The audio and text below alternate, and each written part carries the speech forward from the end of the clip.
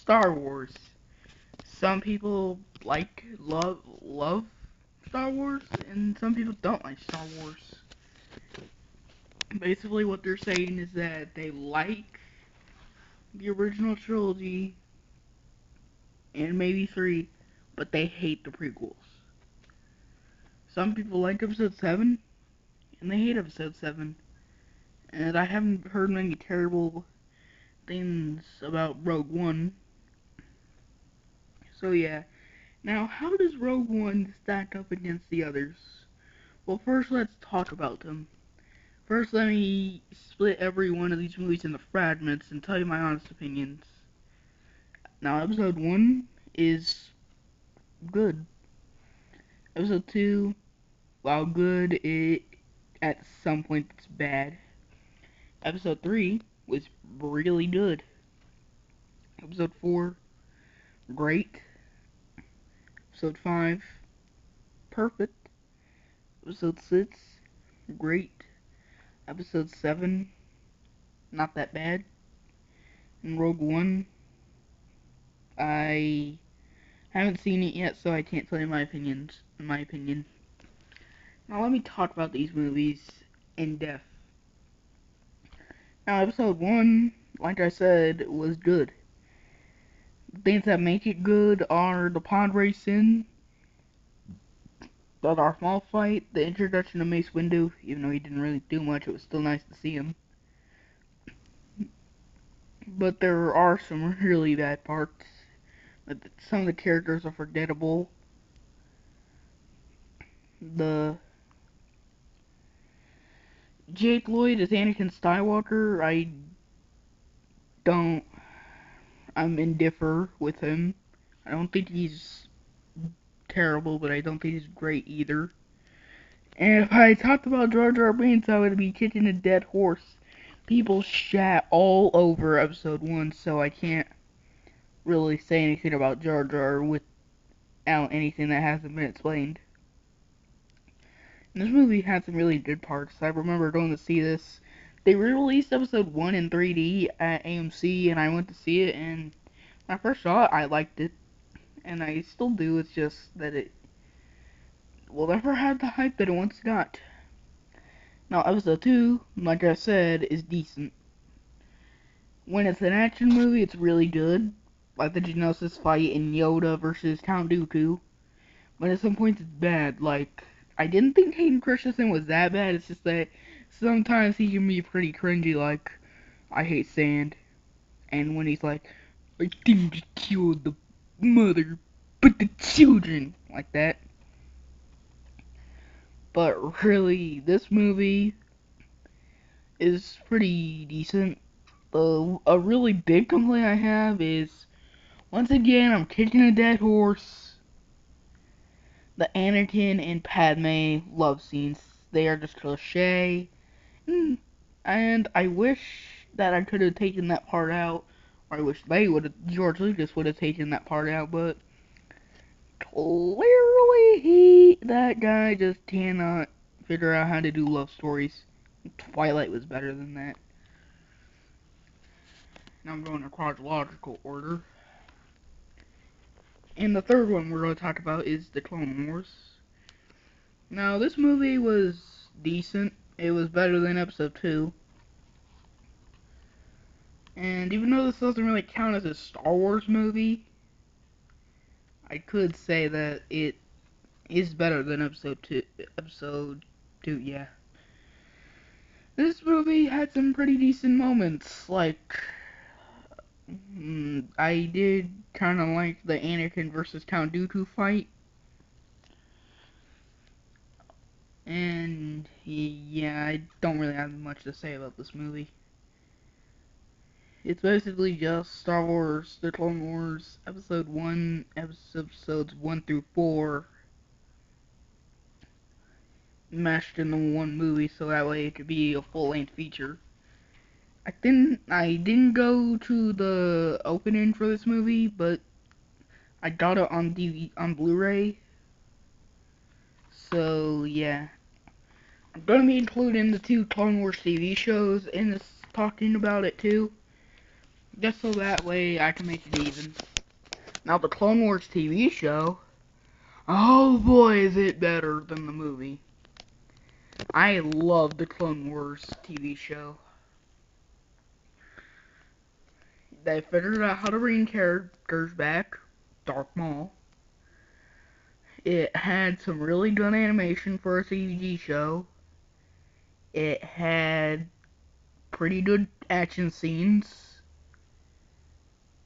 And yeah, the show's just really good. But there's one eensy, weensy, eensy weensy problem with it.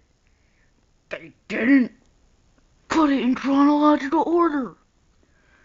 I mean, do you know how many kids watch the Cartoon Network? I mean, like, people will be wondering, oh, look, that guy's alive. Oh, crap, he's dead. Oh, look, he's alive. And then they're gonna be confused.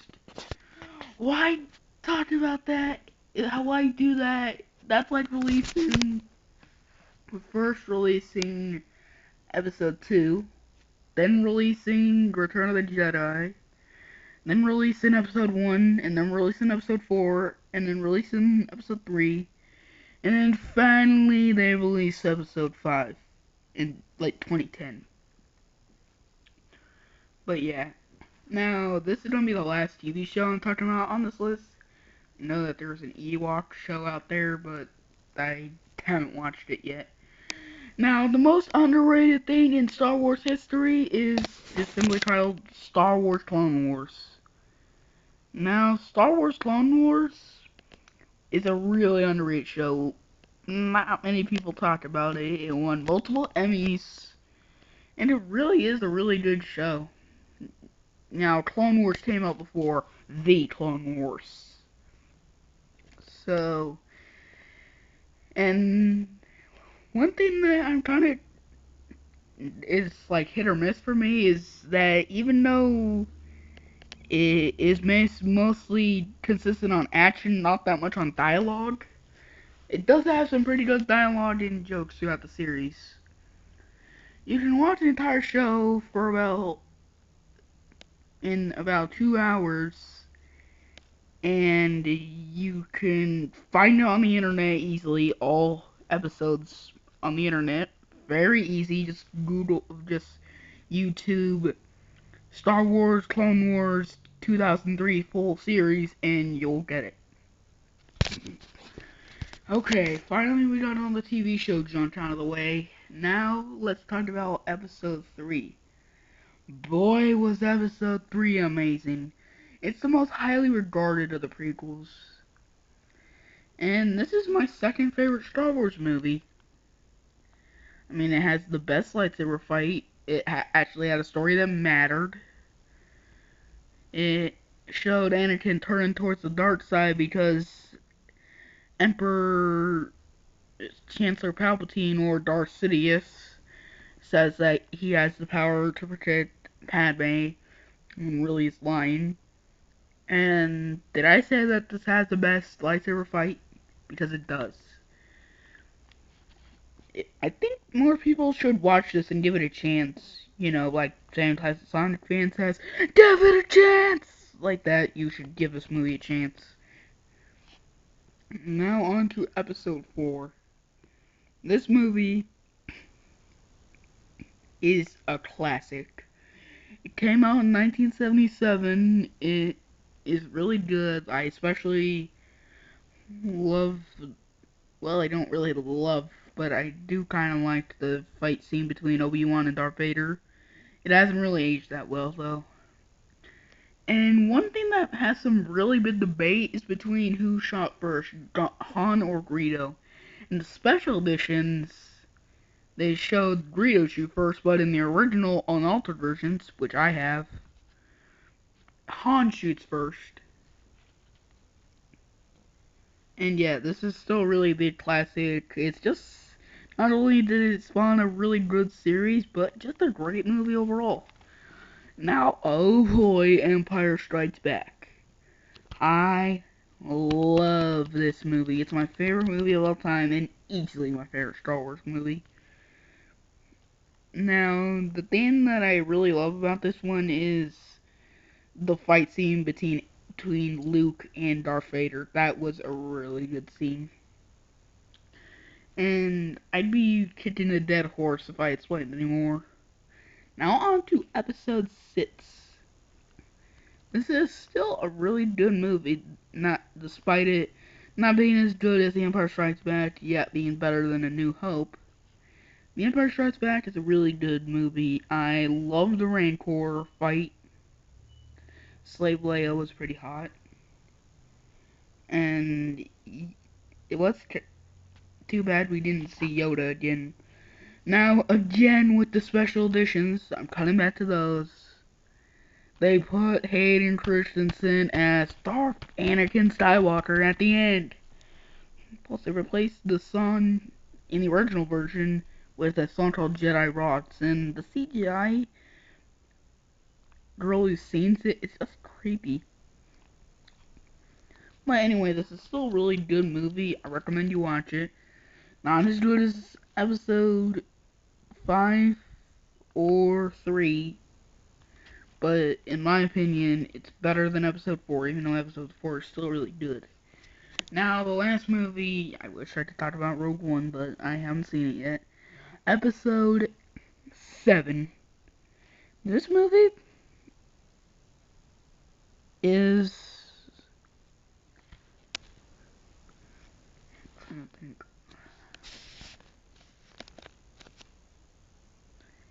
It's good. I will say that. I'm zooming in, so that way I don't have to hold the case. Now, episode 7. Now, I just noticed that hardcore Star Wars fans don't really like this movie. Even though I really liked it. It had some pretty good characters. It had a good story. But one thing that I can agree on people on is that it is such a rehash of episode 4. But episode 7 was still a really good movie, but the thing that I cannot stand is the lightsaber fight at the end. It is by far the worst lightsaber fight in any Star Wars movie. And I was actually pumped to see this movie, and I was satisfied enough. Anyway, guys, that's the end of my Star Wars analysis. Once I watch Rogue One, I'll do a bonus video for this because it's almost 13 minutes into the video. Anyway, guys, peace.